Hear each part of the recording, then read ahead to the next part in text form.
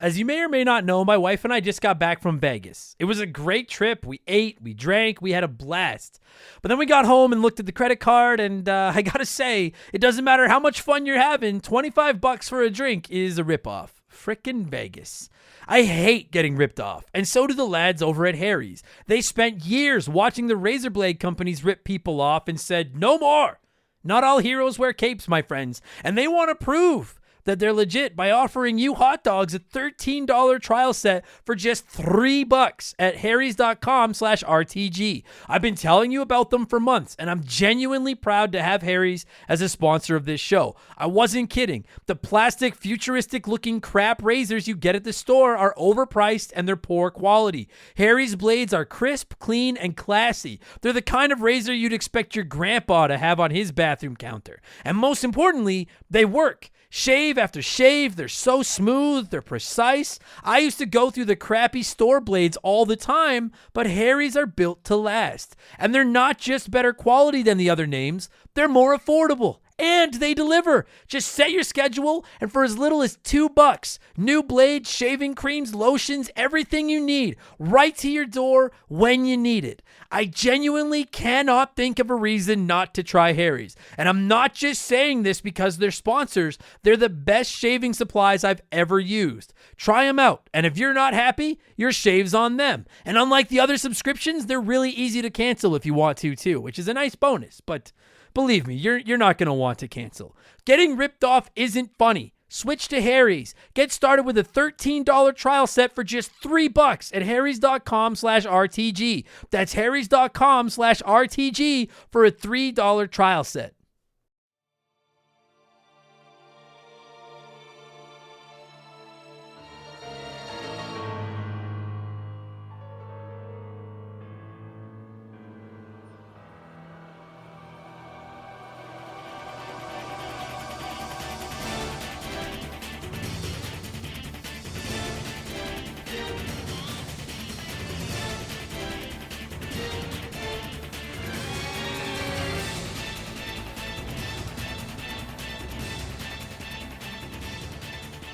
What's up, everybody? Welcome back to Remember the Game. It is my retro gaming podcast where every week a buddy of mine and I sit down and we geek out about the games we played back in the day. My name is Adam Blank. Thank you so much for listening to the show. I don't always run out of breath during the fucking opening sentence of the podcast like I am this week. That is not a good sign for the future of me. But anyway, this week for episode 190, we're going back to the Resident Evil series and we're talking about the underrated, I guess, the controversial, divisive, some would consider underrated, some would consider overrated, I suppose.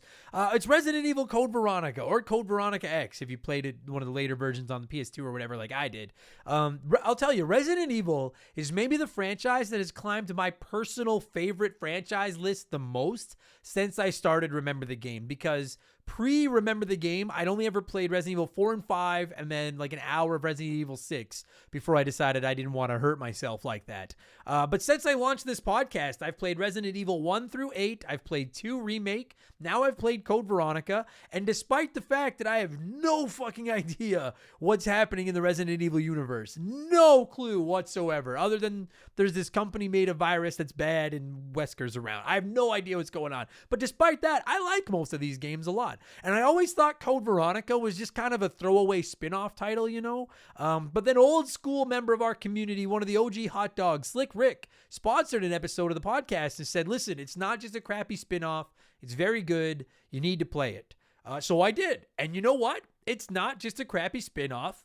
And you should play it. I like it. I don't love it. I like it a lot. It's got a few aspects to it I don't particularly care for. There is a fight in the back of a plane that is just the biggest mother fucking farce in the history of video games, which I'll get into. I would bet everything I own, which is not much, that there's somebody listening to this podcast right now that was like, I got to that plane fight, couldn't win, and stopped forever, which I get. Had I not been on stream and not contractually obligated to play this game, I might have rage quit it on that fucking plane fight. Oh my God, it makes me mad. But we'll get into all that. But for the most part, this is a pretty solid video game. I certainly like it better than Resident Evil 6. I like root canals better than Resident Evil 6.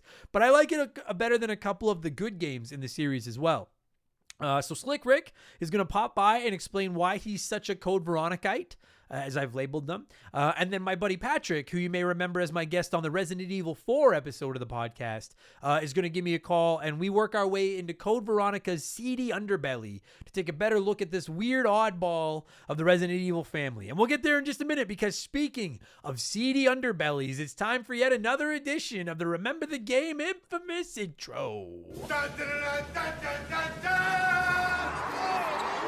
And if you're new to the podcast, welcome aboard. Consider this your warning. Listen, our intros have gotten kind of long, but they're fun. It's video game talk and stuff. Our intro is like Resident Evil Code Veronica when you're not in the back of a plane or running around for an hour trying to figure out where to hang a motherfucking skeleton pirate painting, which we'll get into as well. That freaking painting. But seriously though, if you want to skip it, go about 30 minutes up the road, or just hang around and listen and find out why the intro's not as shitty as the name infamous intro implies that it would be. We have merchandise, we have hoodies, t-shirts, coffee mugs, all kinds of cool stuff. Rocking hand-drawn creative art drawn by my man Joe. You can check him out at 4545creative.com, and you can find our merchandise at rememberthegamepodcast.com if you're interested. It is a great way to support the show. And if you're like, man, I don't care for clothes, you could always consider showing us a little love on Patreon. For just $2 US a month, you'll get 2 additional podcasts every week. You get podcasts every Thursday and Friday. Every Friday, you'll get access to Game Patch, which is my gaming news show where I talk about all the big news in modern games. I added my opinion and some profanity and stuff like that. And then every Thursday, you'll get access to Expansion Pass, which is a different show every week. We do game rankings. We talk about characters, consoles. We do some comedy episodes. There's game reviews in there. This past week on Expansion Pass, I hosted Ask Adam Anything Volume 2, because I'll be honest, I just had a ton of stand-up comedy commitments over the past week. I didn't have a chance to write out another podcast, so I just answered a ton of questions from the community, split into categories like my life, video games, comedy, miscellaneous. There's a food category, and as is becoming tradition in the intro, here's a sneak peek of last week's Expansion Pass, Ask Adam Anything Volume 2.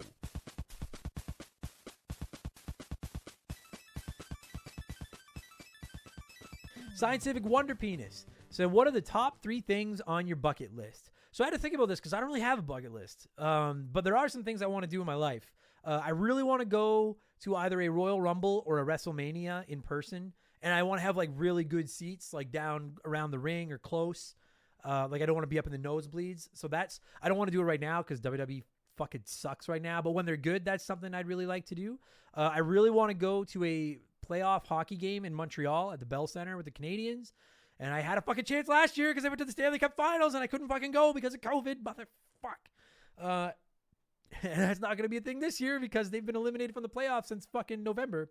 But someday I want to go to a playoff game in Montreal at the Bell Center. And I really want to play in the World Series of Poker in Vegas. And if you don't know anything about poker, the World Series of Poker is like a 2-month event full of like tournaments of various buy-ins and various games. And the main event of the World Series of Poker is a $10,000 buy-in. It's a giant Texas Hold'em tournament that lasts like a week and change.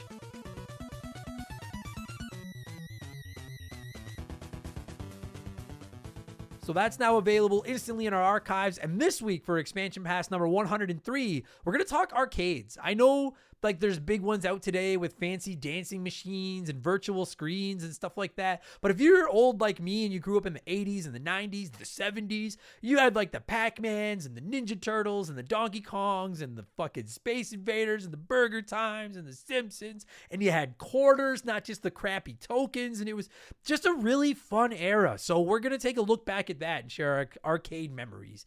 So again, $2 gets you 2 additional podcasts every week, plus instant access to about 200 archived episodes. Plus, you can join our Discord, which is over 400 members now, if I'm not wrong. You get a chance to vote in our Patreon poll at the beginning of every month. You can submit comments to be read on all of our podcasts, and you get a shout out, and you get to hear me mispronounce your name like I'm about to do to most of these people. A huge thank you to our newest Patreons, Jason Yu, Tom Smith, Wolfgang the Terrible, Blaine the Hoagie Man, Bobby Bocut, Plant 008, or is it Plant? I think it looks Plant. Plant 008, Nate Wallace Gaming, Corey, Darth Dumega, Seasick Panda, Sticky Chronic, Terry Douglas, Philu Master CNC, I wrecked that one, Sergeant Pickle, Damian Quintana, X Move X. I know you told me how to say it, but I don't know how. Walter Glover, Matthew Braze, Michael Katz, Blake Langway, and Old Man Jim. That was fucking terrible. See, you have a better than 50% chance of getting me to fuck your name up when you supported us. I'm not very good at this. But anyway, a huge thank you to you all, and welcome to Remember the Game Industries, patreon.com/rememberthegame. And to wrap up my sales pitch, we'll get into the fun stuff. 5% of our Patreon every month is getting donated to a pool that'll be given to this Remember the Children, our 24-hour charity stream at the end of the year, donating money to the Stollery Children's Hospital here at Edmonton. We're over $500 already raised, and we're only 3 months into the year. So you get a bunch of extra podcasts, and I give some of your money to the kids. It's just wins all around. So thank you all very much. And of course, you can check me out on Twitch if you're interested, twitch.tv/memberthegame, not remember. I'm over there a couple nights a week just playing whatever finds its way into my eyeballs. All right, that's enough blowing myself. Let's blow some of you by blowing in the cartridges. It is our opening segment here on the show. I read a few comments and questions from our patrons, usually gaming related, but not always. And we call this segment Blowing in the Cartridge. He blows all right. He blows big time. That's it, honey. Get into the spirit. Let's blow. Our first blower this week is Wyatt the Surgeon Rowe. You'd better be a fucking surgeon, Wyatt. The Surgeon is not like a moniker that you can just throw on yourself. That's a fucking, like, if you want to, like, I'm Adam the Boy Blank, and that works. But Wyatt the Surgeon Rowe, that's... I hope you're a surgeon. Anyway, Wyatt wrote in and said, I'm just here to drop an obligatory Gears is awesome comment, and then also go on to say that I caught a bit of your Mario Kart stream Friday night, and it seemed so delightful, I almost impulse bought a digital copy. Stay gaming, my friend. Well, thank you, Wyatt. And Gregory Harvey wrote in about Mario Kart as well, and said, hey, Adam, with the new courses coming out for Mario Kart, what's your all-time favorite Mario Kart course, and who's your go-to driver when you play? By the way, I love the show. Keep up the great work. Well, thank you, Gregory. Thank you both for writing in about Mario Kart. It's obviously Mario Kart. If you don't know, Mario Kart 8 has some new tracks right now, and they're awesome. And it's got people talking about Mario Kart again. I fucking love that franchise. We actually have an episode in the archives of Expansion Pass where I ranked all the Mario Kart games from least favorite to favorite. I've played them all. I fucking love these games. So to answer your questions, Gregory, my favorite Mario Kart course is actually Toad's Turnpike from the Nintendo 64. For anyone that played Mario Kart 64, that's the one where you're driving around like that figure eight track in the city, and there's actual cars and stuff. And then when you play it on mirror mode, the cars are coming at you, which is fucking awesome. I love that track. And my go-to driver is Bowser. It's been Bowser for most of the modern games. Going back to the Super Nintendo one, I was actually, I liked Yoshi and Princess Peach in that one. And then in Mario Kart 64, I like to rock Toad. Like, wahoo! But everyone remembers that. But then after that one, I think I got into Bowser. And now the only time I shift away from Bowser is when I'm playing on 200cc, I go back to Toad because I need someone that handles a little better. But yeah, if you're on the fence about the new tracks, they're pretty rad. But there's still a ton more coming too. Fuck, I love Mario Kart so much. Thanks for writing in, you guys. And thanks for watching the streams. Appreciate that. Unbuckled Cape 10 wrote in and said, yo, Adam, earlier this week there was some chatter in the Discord about Legos.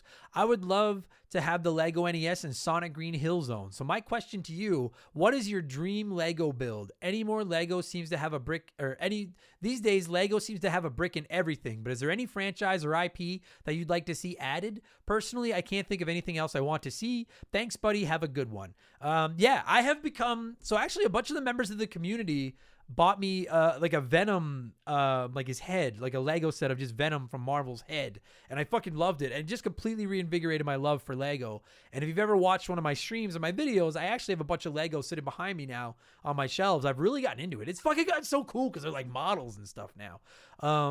And for the record, yeah, that Lego NES and the Sonic Green Hill Zone are both awesome. I have both of them. They're both excellent. So if they're a franchise that I'd like to see added to the Lego ecosystem, it's Ninja Turtles. And I know there's like some Mega Bloks Ninja Turtles and stuff, but I want like a fucking super detailed, in-depth, like Technodrome. Oh, I was going to say the sewer, but the Technodrome, a giant Lego Technodrome, like the Ghostbusters Firehouse that opens up and then you have all the bad guys. That's, oh boy, I would get another job to pay for that if they released what I'd want it so bad. So that's my exact franchise and set. I want the Technodrome full of just every character you could fucking imagine, and I'll die a happy man. That'd be great.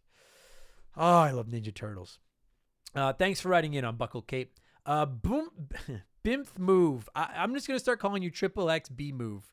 That's how we're going to say it. Triple X B Move. Because the name is X Bimf X Move X. So Triple X B Move wrote in and said, I've just recently listened to your San Andreas episode of Remember the Game. I really wish you would visit either GTA 4 or 5. Even with all the shit that GTA 5 gets for being continuously re-released, that game when it first released on the Xbox 360 was absolutely ahead of its time. The amount of detail and variety of missions was incredible. It did a great job of storytelling, and I was just never able to put it down. I hope you eventually look into trying to play it. So thank you for writing in, B-Move. If you don't know, I don't play a lot of GTA, but I did play San Andreas when it won our Patreon poll a couple years ago and really liked it. And just to put it out there, in case anyone is wondering, including B-Move, we do have plans for a GTA 4 episode later this year, probably in the fall sometime. So just as a heads up, remember the game for GTA 4 is coming. GTA 5, I don't even know what the fuck that game is now. Like, I know that I say Xbox 360 and PS3 games make the cut for the show, but it's also like, it's fucking probably going to get released on the PS6. So I'm like, is that fucking, I don't even know if that's retro or not. But GTA 4 is coming. I'm telling you, it's coming. All right. That's all I'm going to say about it for now, but it's coming. Thanks for writing in, B-Move. And Brian Medeiros wrote into us and said, hey, Adam, I was wondering if you could recommend some non-fiction books about video games. I'm currently reading Blood, Sweat, and Pixels by Jason Schreier. It's fantastic, but I'm almost done with it. I'm sad I won't have another video game book to indulge in. All the best, Brian. Yes, I absolutely will. Shameless plug for my man Doug Walsh. If you go back in the Remember the Game archives, sometime last year, I don't remember what episode it was now, but we had a former pro strategy guide writer, Doug Walsh, who's an accomplished professional author, on the show to talk about what he went through with writing strategy guides for a living. And he actually wrote a book about his time writing strategy guides called The Walkthrough. It's excellent. I highly recommend checking that out. I also would recommend Console Wars. It's a little bit, I think they take some liberties with what was said between like Sega executives and Nintendo executives, but it's a really interesting breakdown of the console wars of the 90s. And I'd also recommend Service Games, The Rise and Fall of Sega, which I got as a gift from my buddy Chris a while back. The most thorough breakdown of the history of Sega, I think, is out there. It was really, really interesting read that I thoroughly enjoyed as well. So I'd suggest all three of those books, Brian. Actually, I have Blood, Sweat, and Pixels on my iPad. I just got to get around to reading it. Just Jason Schreier fucking bugs me, but I know the guy can fucking write. I'll give him that. He can fucking write. Michael Matthews wrote in, and I won't lie, the only reason this comment got read on the show, I love reading stupid comments and comments about poop and stuff. I'm fine with all that, but the reason this is getting read on the show is because there were actually people in the comments this week saying, just commenting to bump Michael's question. This is the important stuff. So Michael Matthews wrote in and said, is good toilet paper worth shelling out the extra money for? Personally, I respect my asshole and will cough up the premium for that extra comfort, but obviously I wanted to get the opinion of Adam from my favorite retro gaming podcast. Absolutely, sir. I actually want to get a bidet. I'm trying to convince Jaylee that we need a bidet, and I think she's on board. But yeah, if you've ever seen me in real life, I don't wear nice clothes. My jeans are falling apart. I wear like the cheapest shirts and socks and underwear I can find. There's only two things that I splurge on a day-to-day basis. Two things where I'm like, I live like a rich person. One is hats, because I don't buy cheap hats. I buy top quality baseball caps. And number two is toilet paper. That is, you don't cheap out on that kind of stuff. You spend the money. You ever been to like a fucking fast food restaurant where it's like half ply?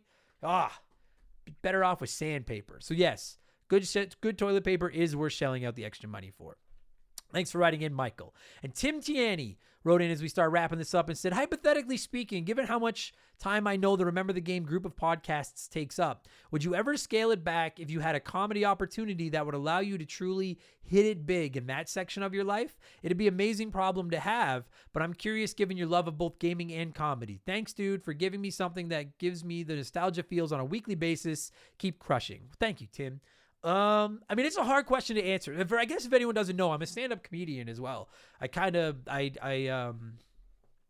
the fuck is the phrase when you work a job at night? Moonlight? I moonlight as a comedian. I think that's what it is. How am I suddenly forgetting this? Marijuana's bad. Don't smoke marijuana. You forget everything. But anyway, yeah. So basically in the evenings, I'm a stand-up comedian, and during the day, I'm a podcast host. So to get back to Tim's question, Would I pull back on Remember the Game if I ever had an opportunity to truly hit it big as a comedian? I don't think so. I don't know. Like, hit it big could depend different things to different people. Like, when I got into comedy, my only goal was to be able to pay my bills with it. Whereas other comedians, their goal is to get on the Tonight Show or to get a Netflix special or to get a sitcom. Like, if they ever offered me a sitcom, I'd have to, like, stop and think long and hard about it because there's obviously life-changing money potentially there if the sitcom takes off. But I don't have the passion for stand-up that I do for podcasting. I like doing comedy. It's fun when you're up there and everybody's laughing and stuff like that. But this is I'm far more, like, if you told me right now I had to give up one, I would never do stand-up again. I would be a podcast. I do my video game. I love video games more than I like stand-up. So it would have to be really fucking big for me to walk away from podcasting and get into more stand-up comedy. Yeah, I hope that answers your question, Tim. Thanks, buddy. And finally, before we move on, it's letter time. It's letter time. And Tom Smith wrote in and said, what's your views on playing old games on the Switch Online compared to playing them on the original console itself? You literally don't need to blow in the cartridge these days. Yeah, I'm not going to BS you guys. I fucking, listen, I grew up with an NES, a Super Nintendo, a 64. I didn't grow up with a Genesis, but I played them. I have mad love for old video game consoles. But as I get older and I don't have room for a big fucking old TV and the cartridges are just getting more and more and more expensive as everybody thinks anything that's more than 6 months old is worth a fortune these days and there's fakes out there and all that kind of stuff. I actually prefer playing my games on my Switch Online. When you're talking like those types of games, like I bought the NES controller from Nintendo. I fucking love it. I have the Mega Man collection on there, Castlevania collection, Contra collection. I prefer to play my retro games on the Switch or on a PS5 or an Xbox or on a modern console. I enjoy that now more than I enjoy the retro systems. The only retro systems I still have in my house are a GameCube, a Nintendo 64, and then I have a backwards compatible PS3, which I only really use for the PSN and PS2 games. I have considered getting into collecting again and buying an NES and a Super Nintendo and a Genesis, and not collecting, but just slowly acquiring a collection of my favorite games of all time. And if anything, it would just be something for me to leave my nieces and nephews someday. As just like, these were my favorite games. These are some of the greatest ever. Enjoy them. But by and large, yeah. Like, dude, I'm playing GoldenEye 007 on my Nintendo 64 right now for a Let's Play. And like the game crashed on me after the first level the first time I was playing it, so I had to like restart everything. Whereas like, and I know GoldenEye is not available on the Nintendo 60 or on the Switch Online, but like it's just so much easier to just pick up my Switch and fucking everything is right there. I could take them all with me. So they have their charm, but personally I do prefer just playing my games virtually on a virtual console. That's me. Maybe that's sacrilege to some collectors, but I don't have a lot of space. They're really expensive.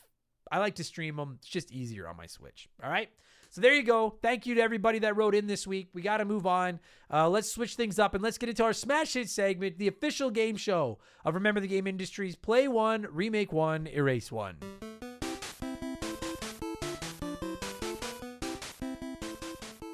And a huge thank you to Classic Concentration from the NES for unknowingly providing us with the theme music for the show. The rules are simple. Every week, I give our listeners 3 retro video games. They can play one as it was released, remake one as a modern game, and the third game is erased from time forever. And as always, there are no wrong answers, but there is a right one. We'll get there in just a minute. And this week, I figured we're talking Capcom games in that PS2 generation. Let's go with 3 more Capcom games from the same era. We're going with Devil May Cry, Beautiful Joe, and Okami. Now, I have not played a ton of any of these, so I am working completely blind here. The vote was close, but in the end, 29% of our Patreons said play Beautiful Joe, remake Okami, and erase Devil May Cry. Let's see what a few of you had to say here before I tell you what the right answer is. Grub Thuggery. Oh, I fucking love saying that name. That sounds like a rap. Grub Thuggery wrote in and said, this is a unique one for me because I've never played any of these, but I do know about them. I'll play Okami because I feel its art is ageless like Paper Mario. I'll remake Devil May Cry, especially using the same mechanics and engine as Final Fantasy VII Remake.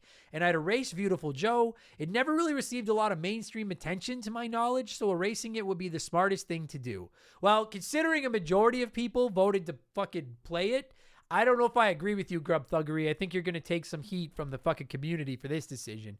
I do think Beautiful Joe was kind of overlooked back in its heyday, though. I agree with that because I remember it coming out and I wanted to play it, and then I never got around to playing it. I think it got overlooked, which was too bad because art-wise, that game's fucking hot. That game turns me on. I don't know how it plays, but it looks great. Joe Altieri wrote in and said, hands down, play Devil May Cry all day long. Amazing. Never played the other two, but Beautiful Joe looks fun, so let's remake it. Now, that's all Joe said, and I was about to blast you, Joe, and put you on double secret probation for not picking which one you would erase. But then I read your full comment, and I'm like, oh, well, if he's playing Devil May Cry and he's remaking Beautiful Joe, then by default, I guess he's erasing Okami. So you fucking skated by a double secret probation. I put you in here ready to blast you because I thought all you were saying was play Devil May Cry. It's awesome. Never played the other two. Fuck them. But all right, you made your pick, so you're on my fucking watch list, but you're safe for now. Chaos Noob wrote in and said, I'll play Okami because that game is timeless and its art style helps the game from aging. I'll remake Devil May Cry because the first game is way outdated compared to 5, and putting those modern touches on the game would feel so incredible to the game. And I'll erase Beautiful Joe since the game never really grabbed my attention back in the day and it's the odd one out for me. You know, for a person whose fucking handle includes the word chaos, you don't seem to stir up a lot of shit.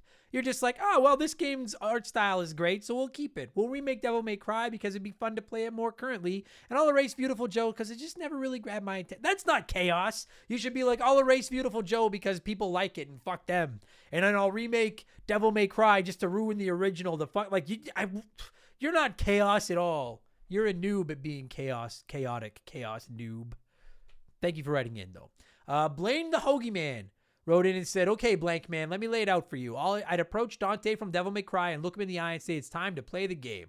After that, we'd both saunter up to Amaterasu from Okami and inform her she needs to check her candy ass into the remake hotel. That just leaves Beautiful Joe, who attempts to go for the sucker punch, but instead gets a cane uppercut to the throat, turns around into Dante, who gives him a rock bottom for his troubles. Then a wrestling ring rises out of the ground like an RKO out of nowhere. We look at the crowd, who is totally there the whole time. We remove our two sweet elbow pads, rest in peace, Scott Hall, swing our arms and bounce off the rope to deliver the most electrifying move in sports entertainment, the people's elbow. We then pick his lifeless body up and toss him over the top rope to erase him forever. And that's the bottom line, because the Hoagie Man says so. Glass shatters, middle fingers extend. Now, I wasn't going to read, I normally don't read comments this long, but I read your comment and it had a bunch of likes. And the idea that this fucking guy named the Hoagie Man is in the middle of a ring, raising the middle fingers with the glass shattering.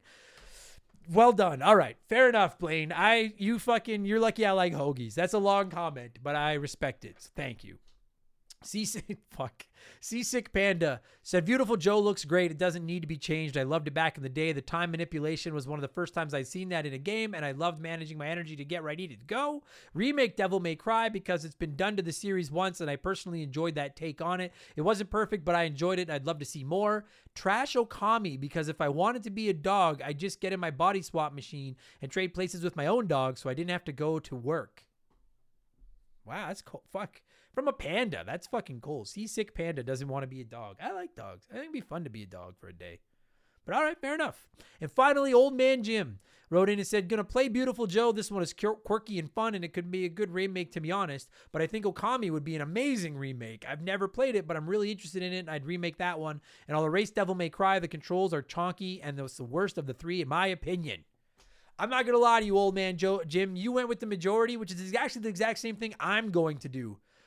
Which is the play Beautiful Joe, remake Okami, and erase Devil May Cry. Gunta Junta wrote in and said, play Beautiful Joe, epic game back on the cube. Remake Okami as I never played it, and any old game can benefit from quality of life improvements, and easily erase Devil May Cry. I never got into it. That's what I would do. Yeah, I'd play Beautiful Joe because I only ever played a minute of it, thought the art style was gorgeous, and then just never got around to it. So I really want to play Beautiful Joe. I'm going to remake Okami because it just looks like the one that can most benefit from a remake. Like, Beautiful Joe still looks great today.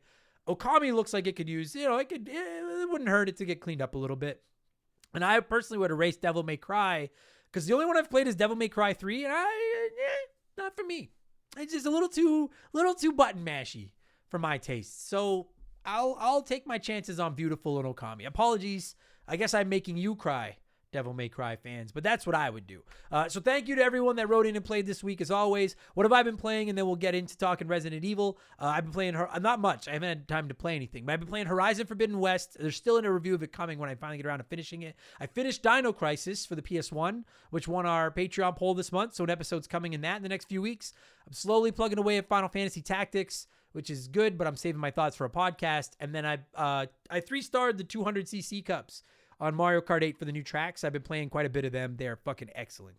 That's it. All right. We're already running late here. Let's get into Resident Evil. That's why we're here. I'd like to give some of you a chance to sound off on the game we're talking about before my guests and I hog the microphone. Pressing X wrote in and said, I love this game. The intro sticks out in my mind when Claire is cornered and drops the gun, then falls with it to shoot the barrels. What an opening. But it's safe to say that by this stage, the old tank controls were wearing thin. This game feels like a fitting send-off to the tank control generation of Resident Evil games. I never even thought of it that way, Pressing X, but you're not wrong. This is like a nice send-off for the whole tank control generation of Resident Evil. Because after this was Resident Evil 4, which I know kind of had those weird controls, but nothing like the original Resident Evils. And I agree with that, actually. This is kind of the last one. Yeah, it is a nice send-off. Munch Makuchi wrote in and said, I've been a fan of Resident Evil since before they introduced auto-aim into the first release. I do not consider myself an expert on many titles, but the original Resident Evil games are among those few. I knew every secret, strategy, every beat of the script. I still have my original memory cards with my best speed runs. I can say without a doubt that Code Veronica is the most difficult entry of all. Most of the Resident Evil games were decently generous with ammunition and health pickups, even on more challenging difficulties. Code Veronica was brutally punishing in this regard. Tight corridors, multiple enemies at once, and scarcely few ammo drops always made me feel like I was on the edge of my seat playing this like no other entry could. The boss fight in the back of the plane and the very last boss enraged me to no end. Thankfully, Dreamcast controllers were built to last. Dude, don't even get me fucking started on that. Well, you are going to get me started because I'm going to talk about that and the end boss. Because that's the thing is I did find this game very difficult as well. I think it's the only Resident Evil game I haven't beaten. Other than 6 of the original 8 plus Code Veronica. I can't beat. I probably could now. I'll explain why in a minute. But there's some fucking bullshit in this fucking game. Some bullshit in this fucking game, which we'll get into in a minute. But it is a good game. I like it. King Bahamut wrote in and said, Code Veronica is like beer. You either like it, don't like it, or can become a fan of the taste over time. I didn't realize the third option was going to be in there. You either like it, don't like it, or become a fan. Anyway, King continues, I played Code Veronica X, the port to PS2, back around the same time I played Resident Evil 4 on the GameCube. The differences in gameplay were astonishing, given that 4 was the first game I played in the series. That being said, I really did enjoy Code Veronica, but I can't understand the divide amongst fans. One major point to mention was the difficulty is easily the hardest of the original style games, with resources being scarce to the point that you had to restart the game in certain situations. Looking at you playing Tyrant, you cock sandwich. I hate that some players overlook this game, considering it is very important to the lore of the Resident Evil universe if one cares for that. I agree on that plain Tyrant. I agree on it being hard. I do still like it.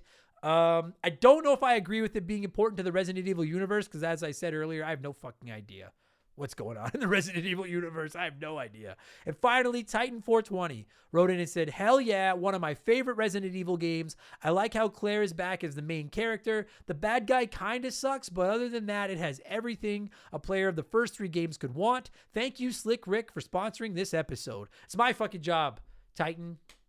But you're right. Thank you, Slick Rick, for sponsoring this episode. And actually, Slick Rick and I are going to talk about why this game means so much to him right now. And then my buddy Patrick and I are going to rant about that sack of shit from the plane and a whole bunch of other stuff. I'm going to cue up some Resident Evil Code Veronica music.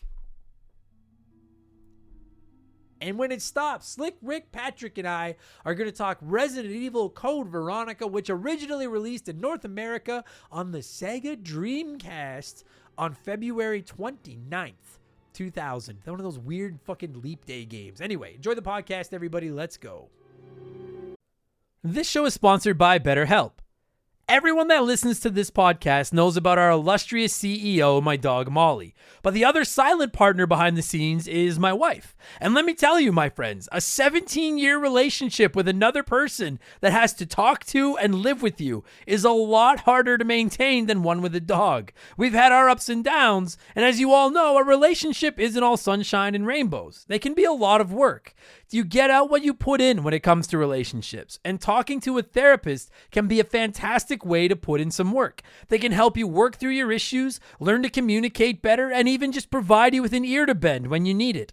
I've talked to my therapist about my relationships, especially when it came to my stand-up comedy career and how much I was away from home, and they helped me work on ways to keep my relationships strong even when I was out on the road.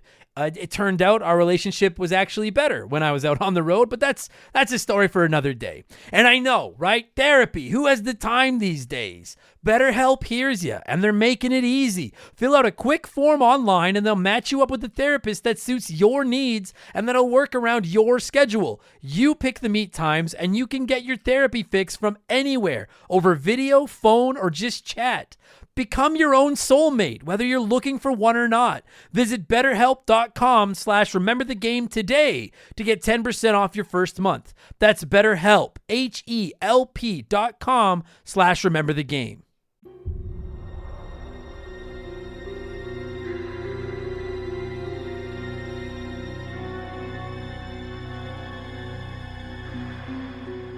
All right. So, as I'll probably have already mentioned during the intro, this is one of our sponsored episodes, and I got to give a shout out to the man that sponsored this episode because he is one of the OGest of OG hot dogs. He's been with the show since the infant days when I sucked even more at this than I fucking do now. And many of you probably know it from our Discord, and if you do now, you're going to get the voice that, anyway. It's Slick Rick. Slick, we've been just chatting for the last hour, but I'll ask you for the sake of the podcast, how's it going? It's good, man. Good to have you, or good to have him be on here, man. Fuck yeah, man. This has been dude, it's been so cool putting a voice to the name that has been breaking my balls for fucking 4 years. It's awesome. So I'm gonna bow out here right away because I want to know, dude, you reached out to me and you were like, we got to talk Resident Evil Code Veronica. And even before you picked this game for the episode, you had been telling me, as I've slowly gone more into the Resident Evil world, you've been like, you got to play Code Veronica. And I was only ever planning to play the numbered entries. So before I get into what I think of this game or anything, I'm just going to ask the fuck, man, why are you do you just really like that name, or why are you such a big Code Veronica guy? What is it about this game? Yeah. Veronica is just my favorite name. No, the game is pretty nostalgic to me. I love the Dreamcast. That was the first system that I actually bought with my money.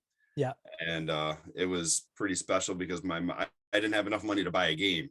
And my mom was like, well, tough, you can buy the system and then, save up your money to buy a game.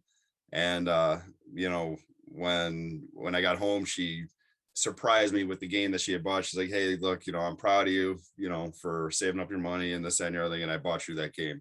And so that's kind of how it started. But, with the Resident Evil, we had talked a bunch about Resident Evil, and I kind of, I feel like I forced your hand into playing some of them. And that's what I wanted to, okay. So I had played a few of them already, and then you were on me to play Resident Evil 7 fucking forever. And I was like, dude, that game looks too fucking scary. And then I finally played it, and it was too fucking scary. It was magnificent, like a top 2 Resident Evil game for me. I think it was fucking outstanding. And so you among a couple other people, but you are one of the people that got me more into the Resident Evil franchise. But Code Veronica was one that I was going to skip altogether. So was it had you already played 1, 2, 3 before Code Veronica, or was that your first Resident Evil 2? No, I had played all of them. I played 1 that was on PS1, and that, that had me hooked when you walked down that hallway and that dog jumped through the window and scared the shit out of you. Yeah. That I was hooked. So I played 1 and 2 and 3. Code Veronica was just on for Dreamcast. So that was a specific one for that one. And, I didn't want you to skip it. That was, it's not my favorite game. It's not even my favorite Resident Evil game, but I didn't want you to skip it because there are some pretty shitty Resident Evil games out there, to say the least. Resident Evil 6. I didn't want that to get lumped into, that shit class. I was like, no, it's at least worth taking a look for. So that's kind of why I picked that. And it is dude, there's so many Resident Evil, I don't know if spin-off is the term, but outside of the numerical main franchise, you got there's the Revelations, there's Code Veronica, there's all these different fucking Resident Evil games, and I was like, I don't know which ones of these to play. I just want to play the main line, because I do plan on ranking them eventually, and all I was going to play was the main line ones. And then a couple other people said it, but you were the main the cheerleader for it, being no, Resident Evil Code Veronica is fucking worth your time. And so I finally played it, and I'm like, dude, this game to me, Resident Evil Code Veronica is Resident Evil 3.5. because it felt like it wasn't as revolutionary as 4, but it seemed like an upgraded version of the original 3. You know what I mean? Right, for sure. Well, there's a kind of a funny story about that. I mean, I don't know all the backstories, but you're gonna laugh about this one. It was all due because the Sega Saturn couldn't handle Resident Evil 2. Continue. I'm sorry. So wait, so like, oh, so like, was this like, I don't understand. So like, is that why they made this? Like to give the Saturn a game that it could run? Well, no, so they ported, I guess they ported Resident Evil 1 over to the Sega Saturn, and then they tried to port Resident Evil 2 over to the Sega Saturn. And quickly into that, they realized like the Sega Saturn couldn't handle it, and they would have to like make some serious adjustments to that game that would, make it be a big detriment. So they canceled it and said, okay, we're going to focus on Resident Evil 3.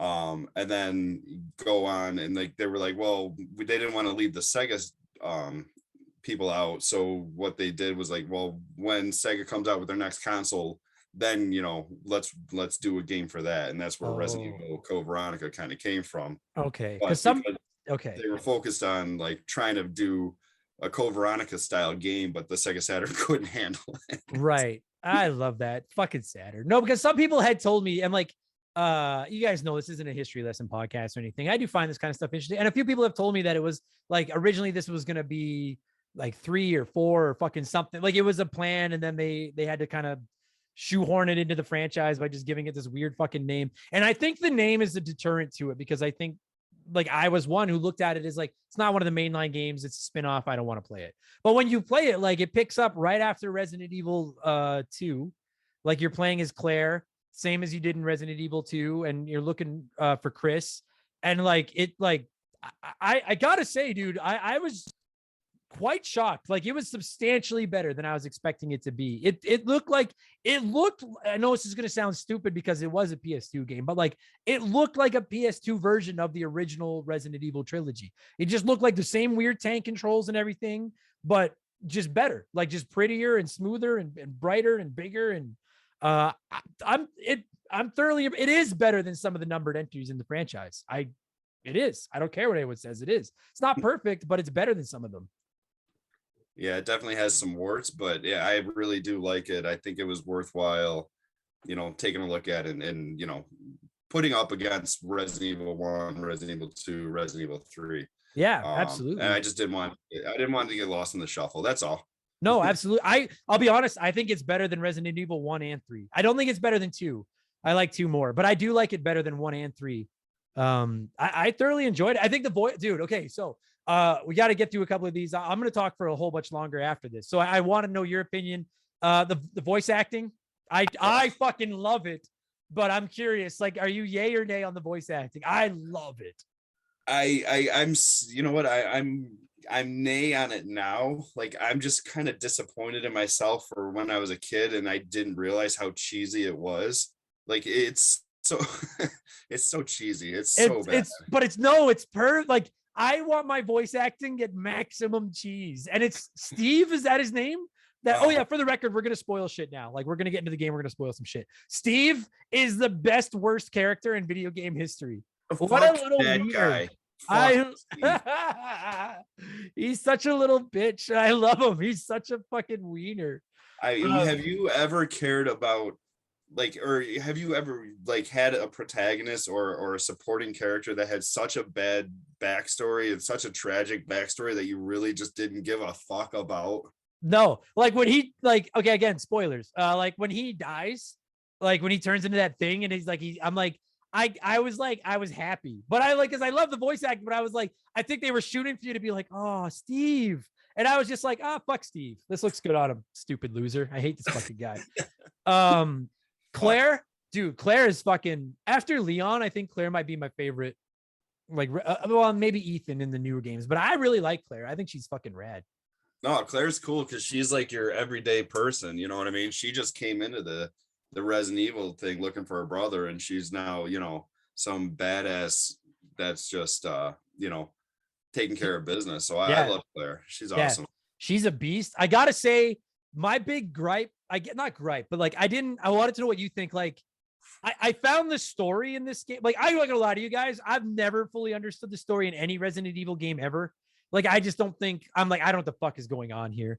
But like, I saw a lot of people completely piling on the story. I didn't think the story sucked.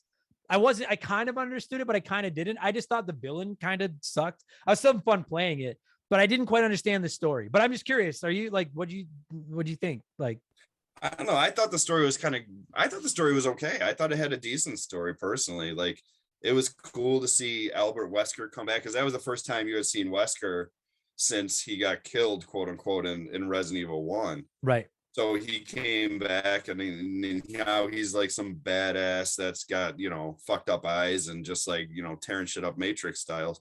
So I thought that was really cool. That fucking cheesy dude with the sniper rifle, Alfred. Oh Yeah. my God. Like, the sniper rifle with the laser sight that he can't hit anything with. Like, he's a worse shot than me, and I literally have no depth perception in one eye, and I'm a better shot than that fucking guy. And I love that, like, he keeps shooting at you and you take cover, and then it'd be like, he's not gonna hit you anyway. You can just walk out there and talk to him. It's fine. But I just like, I thought he was weird, and I thought the whole relationship with his sister was fucking weird. Yeah. But like, it wasn't the worst story ever. It's just, I don't understand I like, if you ask me right now, if you sat me down and like, can you tell me what's going on in the Resident Evil games? I'd be like, nope.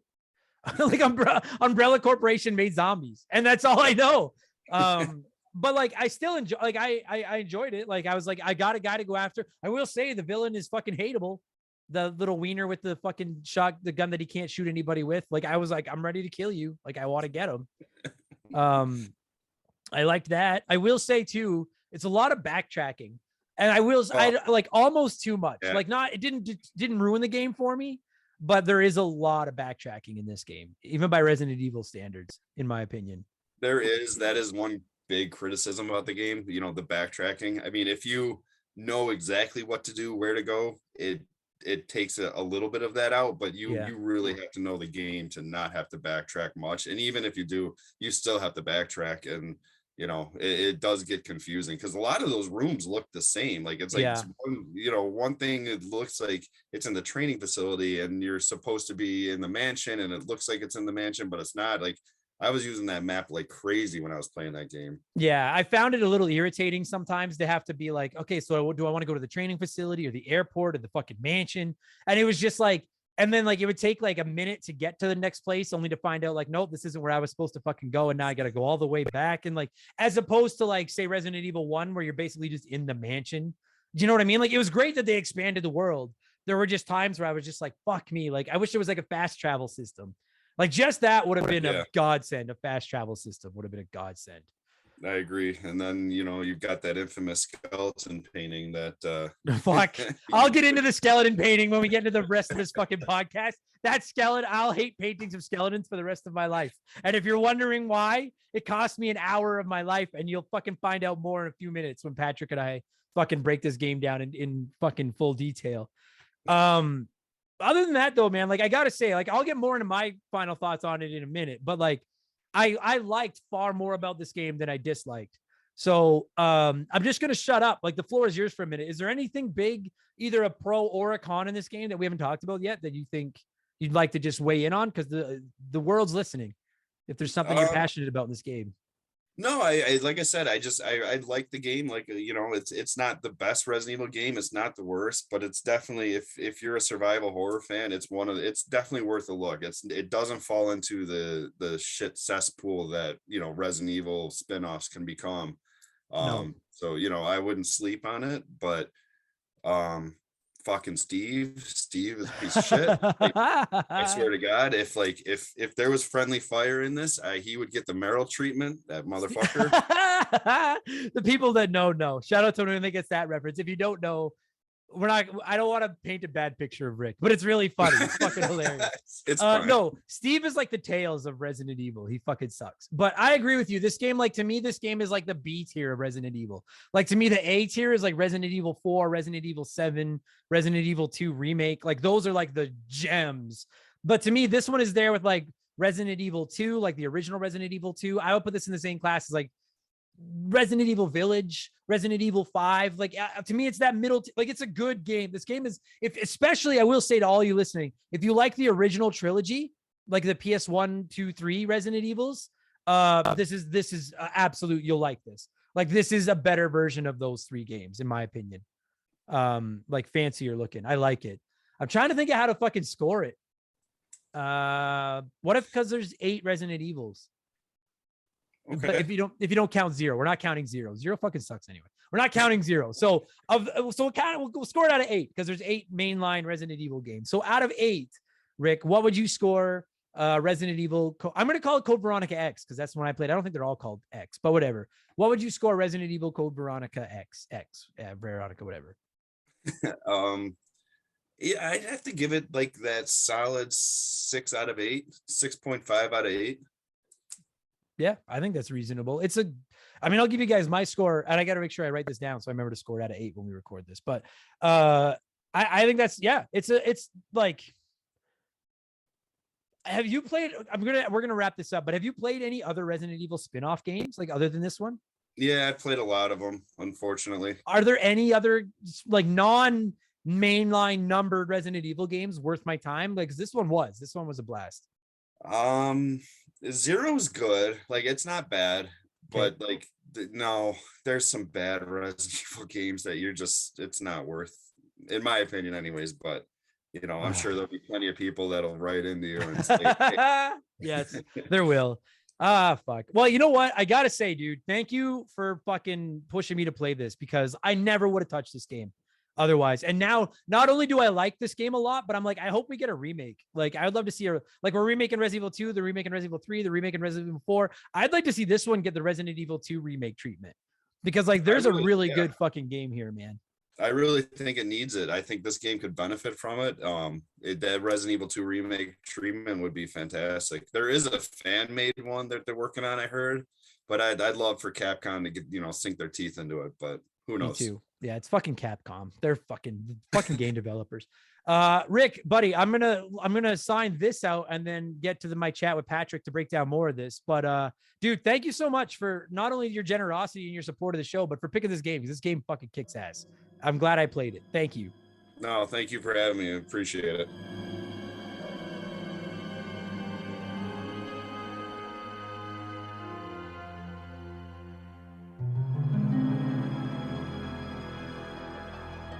All right, so joining me via the blank phone this week is a good buddy of mine returning to the show, and you're the perfect guest for this episode because you and I talked Resident Evil 4 like fucking 10 years ago, or 2 years ago, fucking whatever. So this is gonna be great, but it's my buddy Patrick. So before anything, I'll ask how's it going, man? How's life?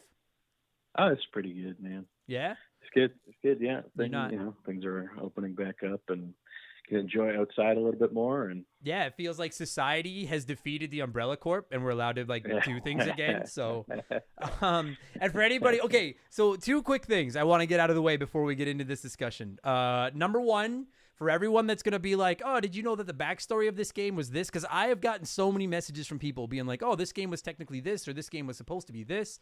If you've never listened to Remember the Game, we don't really get into that kind of stuff, so we're probably not going to get too far into it. So if I say something wrong, please don't yell at me. Plus, I've read the story of the development of this game 3 times and still don't entirely understand what the fuck happened. It was going to be a port to Sega Saturn, and then it was going to be a new game, and then they were like, we'll make it for the Dreamcast, and then it was going to be Resident Evil 3, but then it wasn't, and I don't fucking know what's going on. So please don't yell at me if we get the backstory of how this game was developed wrong, because that's not the type of podcast we are. And second of all, we are going to spoil stuff.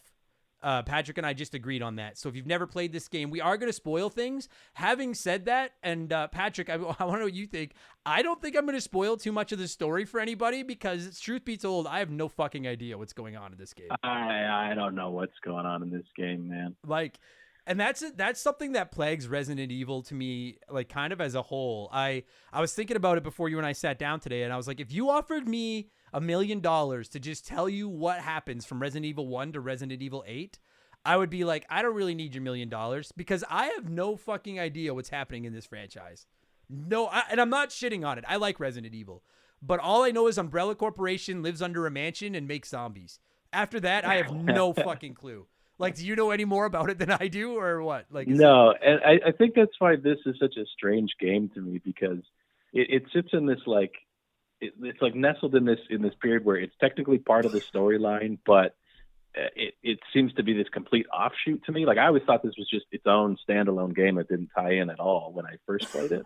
And then I later learned that it was supposed to be Resident Evil 2 or Resident Evil 3 or whatever the story is about it. Yeah. And so it's such a good game that I think I forget.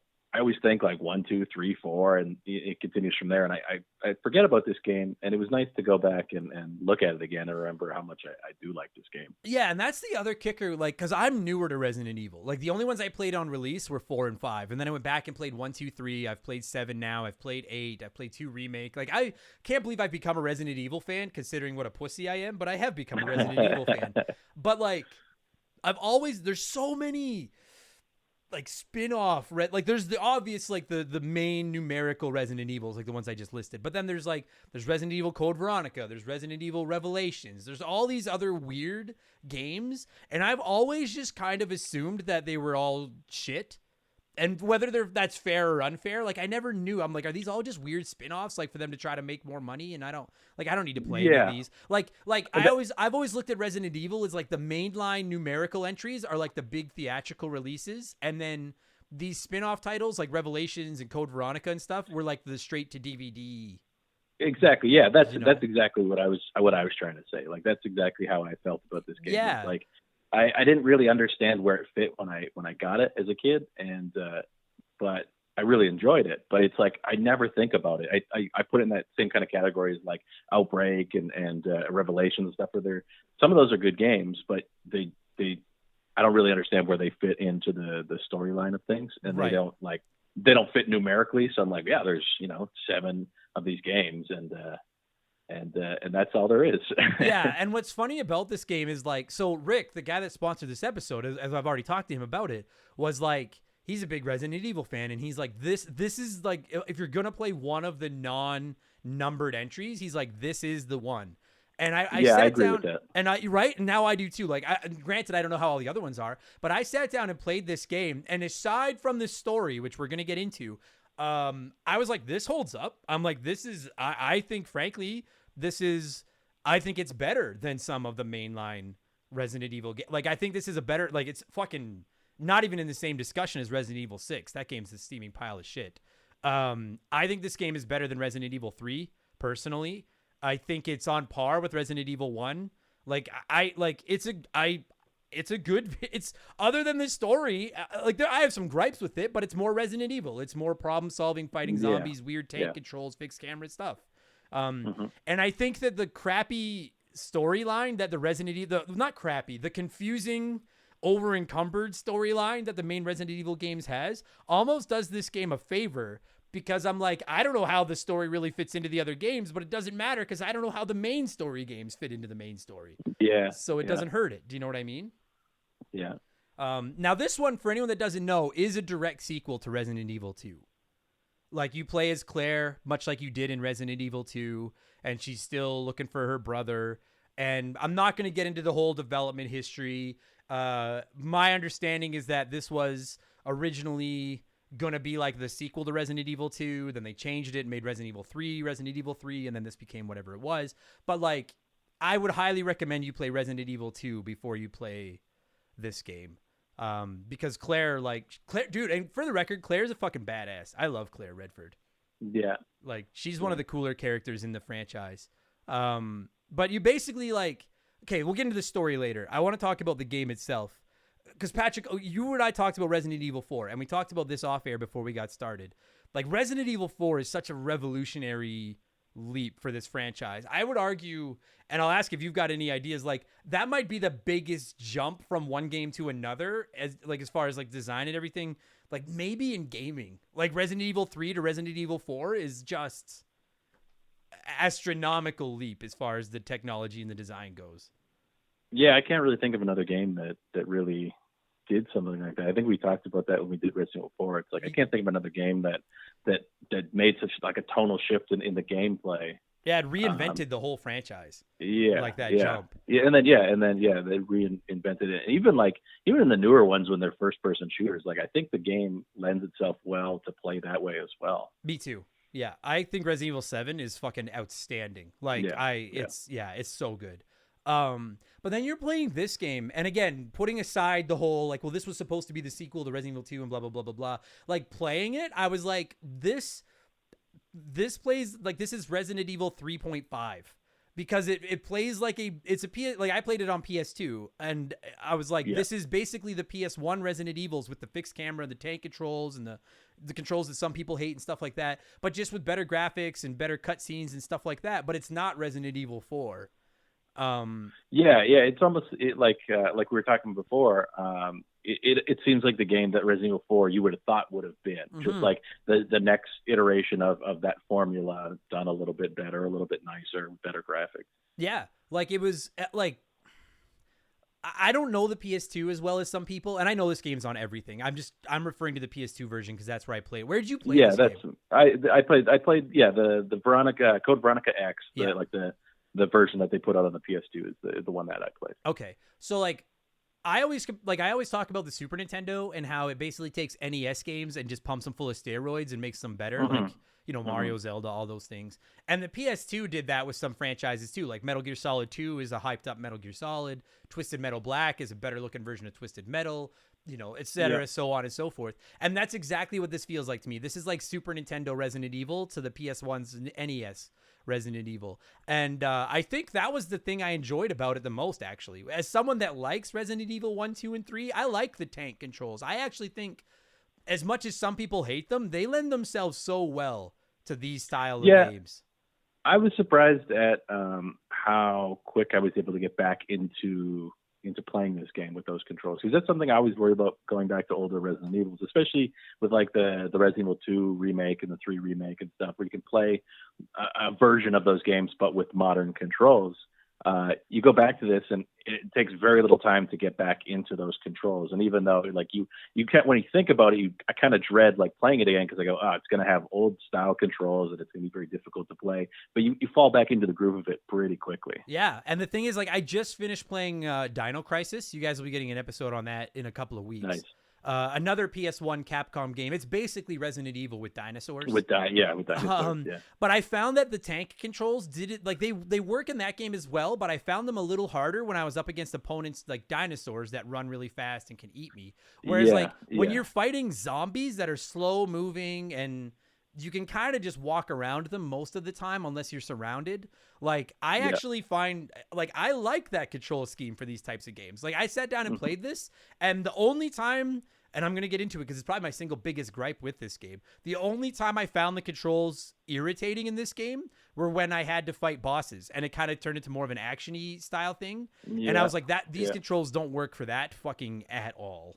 Yeah, the only time I don't like it is when you get caught in a part where it stitches two camera angles together, so you kind of jump the line between one shot of one way and then it's looking down another way, and sometimes the enemies end up being off screen and you're firing into something that you can't see. Yeah, and you have to kind of guess, or you have to wait for enemies to kind of get closer to you. That's the only time I find it irritating, where you get caught in this part where you're kind of split between two separate camera angles. Yeah, and then it gets a little.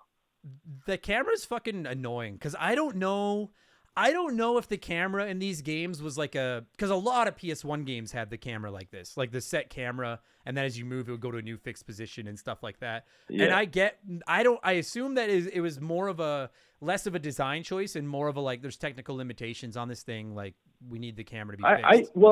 I think it's to emulate like a movie, right? Like I think one thing about the Resident Evil series has always been trying to kind of bring in those influences of like action movies and things like that, right? So you get these interesting kind of camera angles, which aren't always the greatest for the gameplay, but they are interesting to look at. It's much more interesting than an entirely over the shoulder all the time, or one static shot constantly. That's a good point. You're right. And it like 2/3 of the time the camera doesn't bother me at all.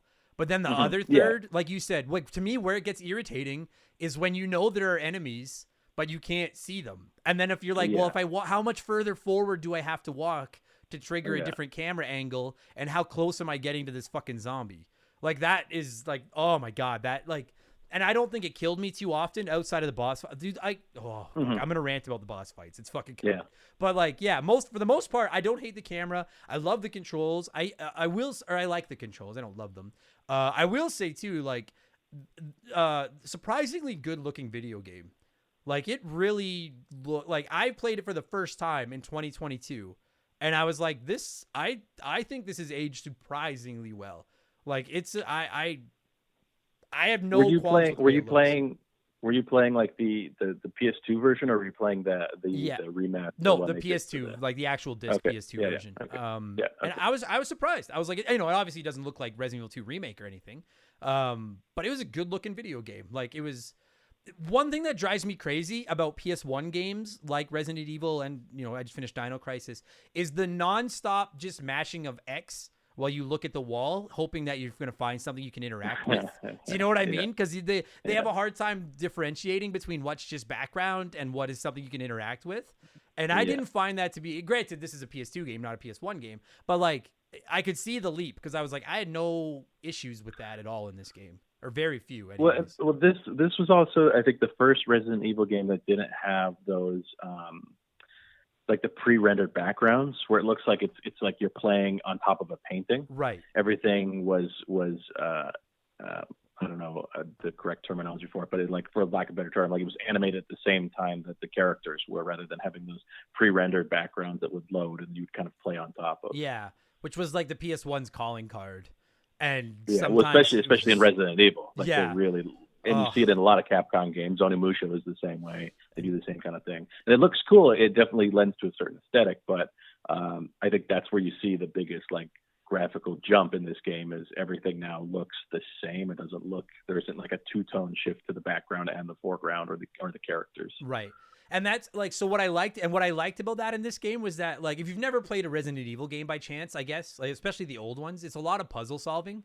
Like, they're kind of, I would say, like, they're obviously survival horror games, but they're like 30% puzzle.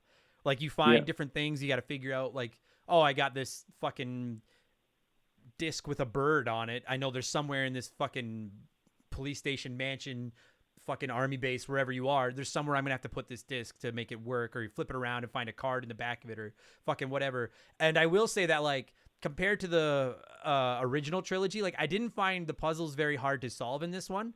And I think a lot of that was because of the better graphics and things like that. Like, there's a puzzle in this one where you have to figure out the order of these, like, 7 paintings. And they're like the 7 generations of the family that is like the main protagonist in this game, or the main antagonist, I mean. And you need to figure out, like, it's almost like one of those logic puzzles where they give you a couple of hints. Like, oh, well, the oldest one had a mustache, and then they had twins, and then one of the twins. But I actually loved that puzzle, and I found it it was satisfying, and I was like, the graphics, like the increase from the PS1 to the PS2 made it so that I could see the paintings better and stuff. I was like, that's a great, like, I never got stuck on any puzzles for very long in this game. I thought it was really well done.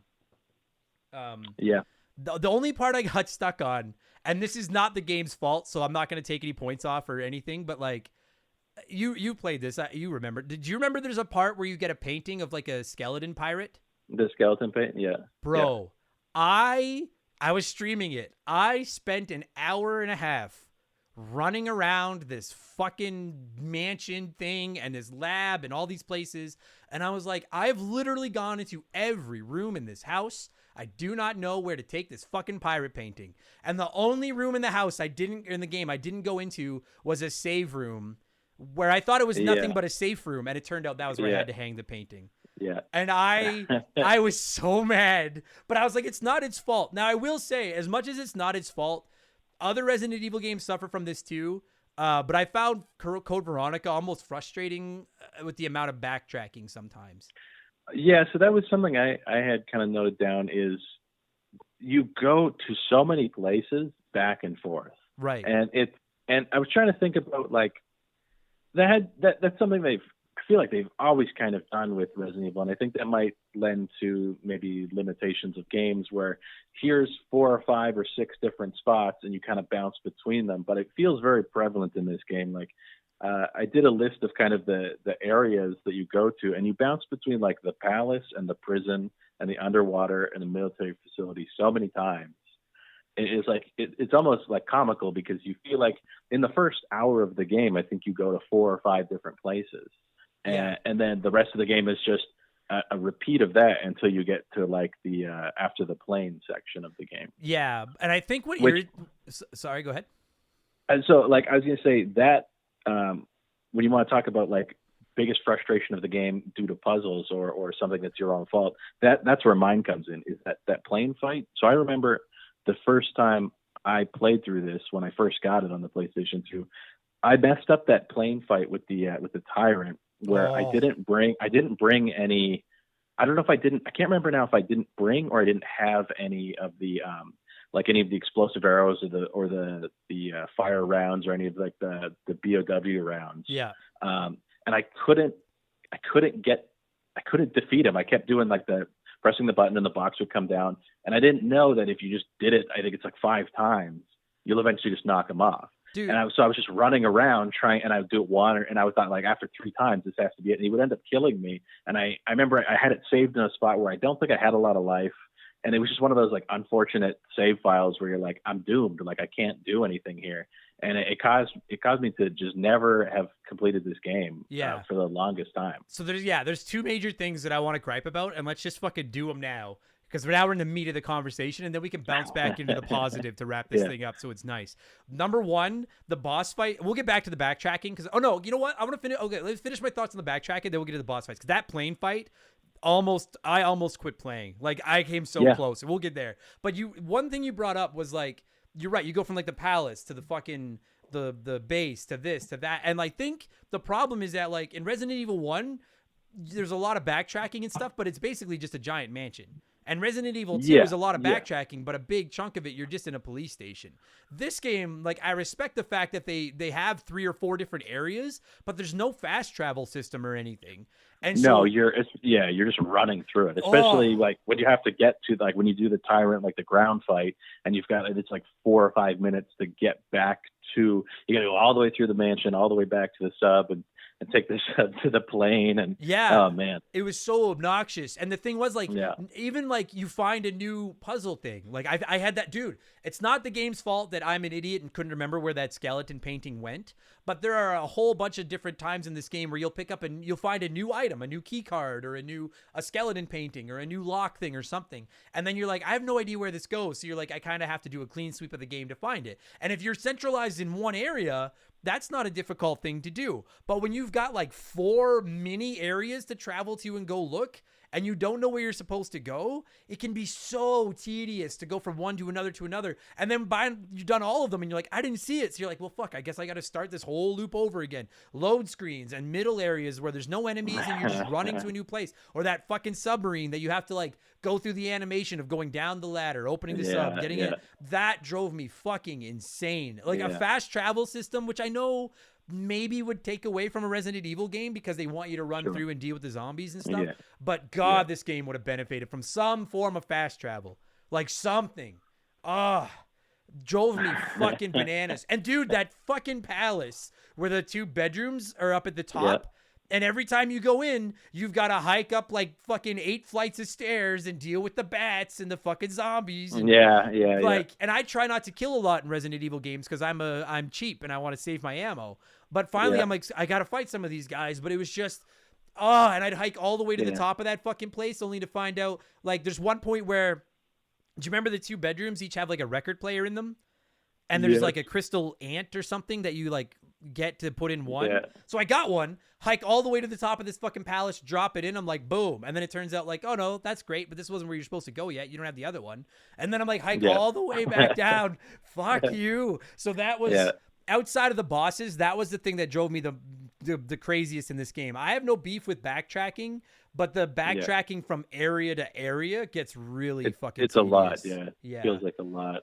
And I don't know if it just feels like a lot because you're switching locations. Like when you're in just a police station, you're backtracking through an area that like you're like, okay, you start to the entire layout of that one building, and you feel like you're inside that whole thing. But I think because you're going to so many locations, it feels like you're traveling so much. You see so much in such a short time as you move through these things. Yeah, it's nice. Like Yeah, I I think it respect feels that they like a lot. expanded. Like I get that they were like, well, we have more, I don't know, fucking megabytes of RAM or whatever the fuck it is in video That games. sounds right. They're like, That yeah, sounds right. we have more megabytes of RAM. So they're like, we can do whatever we want now. But at the same time, giving me 4 different areas to fucking work through.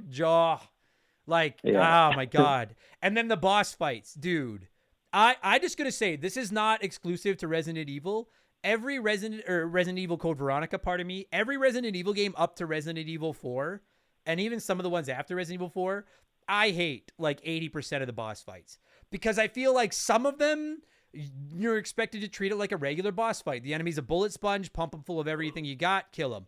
Other ones, there's like a puzzle you need to solve, but you're not sure if you are, so then you waste all your ammo only to find out that's not what you're supposed to do anyway. And those fucking tank controls and the shifting camera don't lend themselves to action fights at all. And that fight where you fight the tyrant on that fucking plane, I died so many times. If you've never played this game, you get on this, like, you escape the first half of the game, you get on a plane, and you're like, la la la, like me and Steve. Oh, yeah, we got to talk about Steve, too. He fucking sucks. Oh, I got lots to say about Steve. Yeah, we'll get to Steve.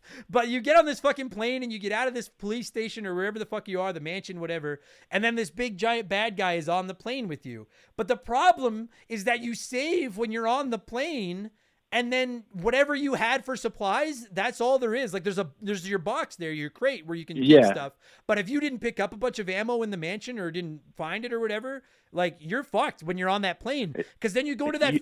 Whoa, I'm getting fucking mad. You go to that back and you fight the tyrant, and they're like, should you hit this switch to shoot this box at him to knock him off the back of the plane, or should I just shoot him with ammo to try to kill him, or should I do both? And the camera switches fucking about halfway down the length of the plane, so then you never idea where he is if he's out of it. And it's just so many people that were watching my stream were like, I quit here and never finished the game. And I was like, I was so close. I'm actually happy to hear that, because I've gone through my entire life thinking about this game. Like somewhere out there, there's a PlayStation 2 memory card with a save file of just a pathetic game that I'm stuck with barely any ammo, none of the right ammo that I need, like very little health, because before that plane fight you have to fight the tyrant on the ground, and I think that's where I lost a lot of stuff trying to like take him out and run past, and I can't remember if I left like the bow rounds in the one of those those stupid metal detector boxes. Yeah, the metal detectors, or I just didn't have it, because there is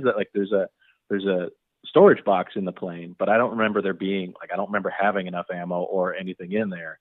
And I just was over and over, and I was like, I don't think I can beat this, because I don't have the proper, because someone had told, like a friend of mine was like, oh, you have to have the exploding arrows, or you have to have the fire rounds or whatever, and you shoot that at them to knock them to the edge, and that's what does it. And I didn't, not till years later did I learn, like, oh, as long as you just can hit the button 5 times, you'll eventually knock them off there. But I didn't know that. And I thought about that for so long, and maybe that's the reason this game is like, I kind of blank it out of my memory, where I'm like, it's not really a Resident Evil game, because I was just upset that I couldn't get past that part. Well, but now here's something that's crazy, is I didn't know you could kill him by just hitting the box 5 times. I finally looked up a walkthrough, and they said just keep shooting him until he gets all bloody. Then you can hit him with the box, and it'll knock him off the back. So that was what I did. Yeah, I heard. Yeah, it's like it takes like 20 arrows or something, like, and then you can hit them one time. It's just it's so, like, to me, you go to the back half of this plane, the cargo bay is open, there's this giant creature, and there's a switch where when you push it, like a giant box slides to the back of the plane, hits him,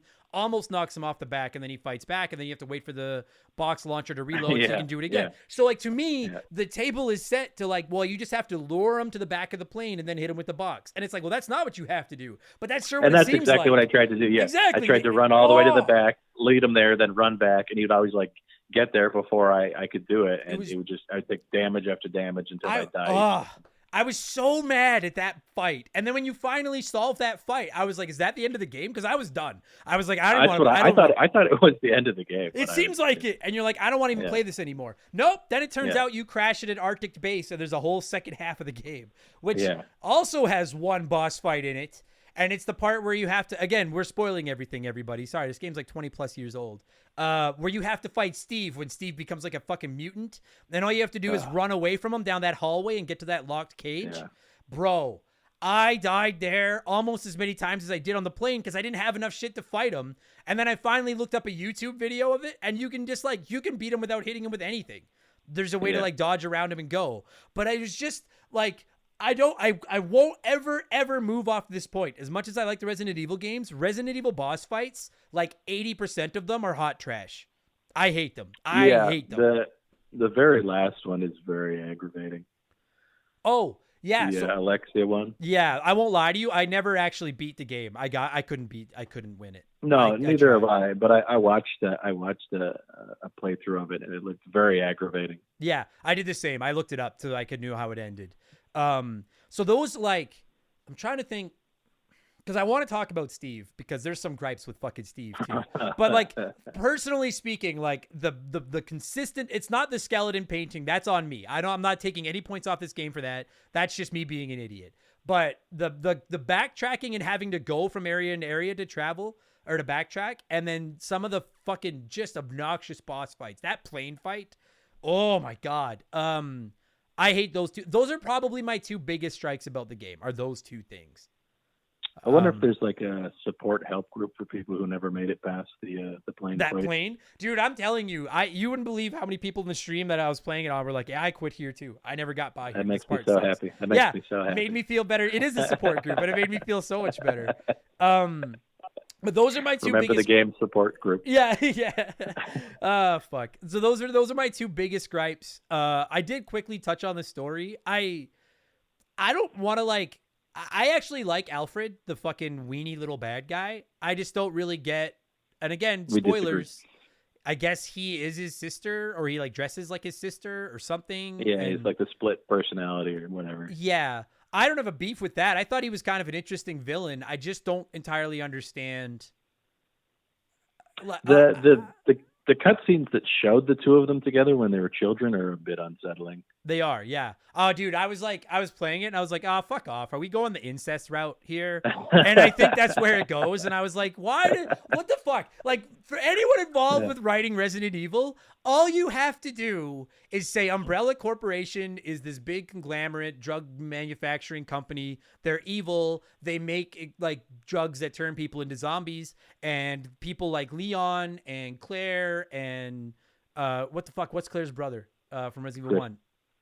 Chris. Like they're just out to stop them. Like that's all these games had to be. Yeah. But instead they're like, oh, here comes Wesker for like the 9th fucking time. And we don't even know what he is anymore. But he works for this little wiener that has a laser sight sniper rifle but can never hit you. That was in love with his sister, but now his sister's a mutant. So now he is his sister, kinda.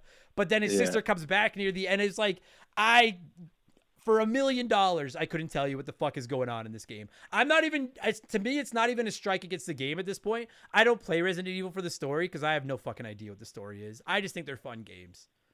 Like, I have no fucking idea what's going on here. Yeah, well, I sure don't play the games for characters like fucking Steve. No, and there you go. So let's go into that. So, like, you play most of the game as Claire, and Claire's awesome. Anyone that played Resident Evil 2 knows Claire. She's a badass. But then she meets this fucking like prisoner, I guess. Is he like named Steve? Yeah. And he is just the like I can't imagine a more unlikable character in any Resident Evil series. I was so happy near the end when he mutated and then we got to like kill him. I was like, good, because you fucking suck. He is the most obnoxious. It's like I get what they were trying to do, that he's the rebel without a cause, badass, like good looking guy. He obviously has a thing for Claire. Is that what it's supposed to be? I think that's what they're trying to do. But he sounds more feminine than Claire. And it's not that I have a beef with guys that sound feminine, but like his tone just doesn't fit his character at all. Annoying. Like he sounds like if the guy who did the voice for is it Tino from The Weekenders? Yes. That's what he sounds like. He sounds like that guy, but if he was just complaining all the time. He sounds like he's 8 years old and he's just so annoying. And he just keeps popping up like, Claire, help me. Yeah. And I'm like, why? Just leave him. Let him die. He sucks. We all hate him. Yeah, there's that one cutscene where he kills his dad as a zombie and by unloading like the Uzis on him. And I feel zero compassion for him in that situation. None. I have no compassion for him at any point. He is, off the top of my head, he is the worst character in Resident Evil history. He is awful. He should have been the protagonist of Resident Evil 6. because he would have fit in Resident Evil 6. He is awful. That voice is like nails on a fucking chalkboard. Yeah. Like the part where he goes into that room where the 2 golden guns are, and like he's trapped, and you got to come in and help him, and he's Claire, help, and then you get him out, and then he's like, well, he's like, look what I got. Yeah, these guns are mine, and runs off, and I'm just like, dude, I hope you get eaten. I was like, you had better, if you don't die by the end of this game is getting a 0 out of me. But fortunately, he turns into this fucking weird mutant thing, and just, like, I don't even know. I mean, I guess the reason he's there is like, you need to have somebody to like interact with and do things, I guess. But like, you couldn't come up with somebody better. Like, did the voice actor for Steve call in sick the day they were doing those recordings? So then they had to like, they were like, well, Paul brought his son to work. He's 5. Let's have him be fucking Steve. Like that's it's not feminine. Feminine's not the tone. It's that high pitched like young pubescent voice. It's just annoying. Annoying, it's man. It's not feminine. It's like whiny and complaining. Yeah. I fucking hate it. Like a snotty kid. What a shit character. Fucking just and like you know what doesn't help Steve at all is that Claire is like beloved and awesome. And then you put her next to fucking Steve. God, it doesn't even create like a contrast where you're like, I hate him so much, so I like Claire so much more. It's just like, I hate the moments that I have to be around this character. Yes. And he just never goes away. And he fucking sucks. Oh my God.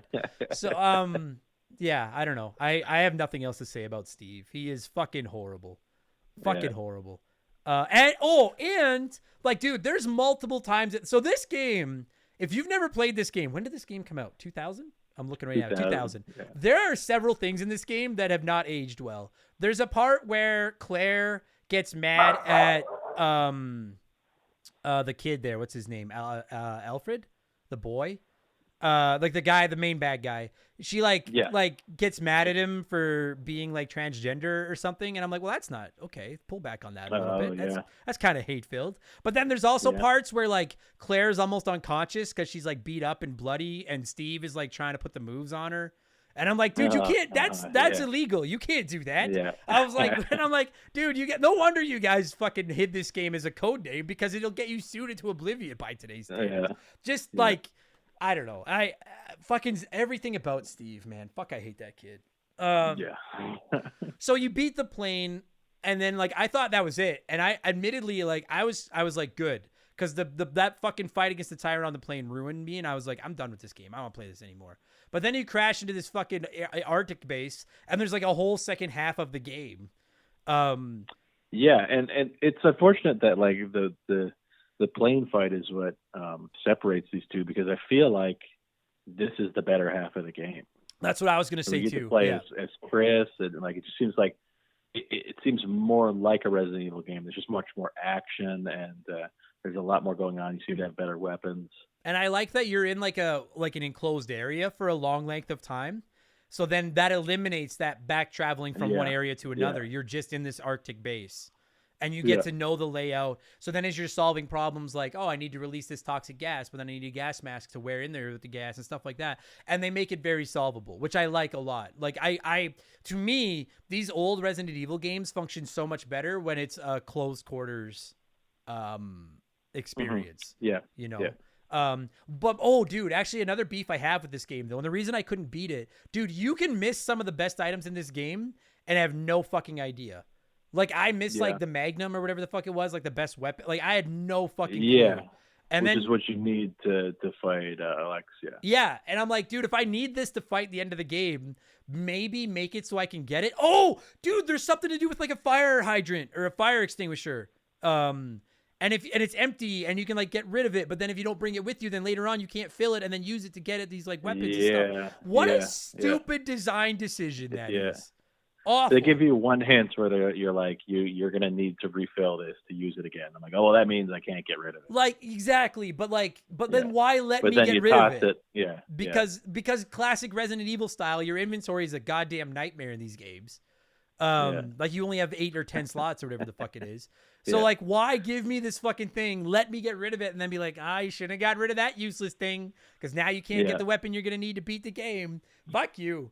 Fuck you. Like, even have Steve. Why? There you go. You know what would have redeemed Steve if he'd been like, Claire, you dropped this fire extinguisher, but I found it. And I would have been like, hey, thanks, man. But no, he doesn't even do that. Fucking useless piece of shit. Fuck this game.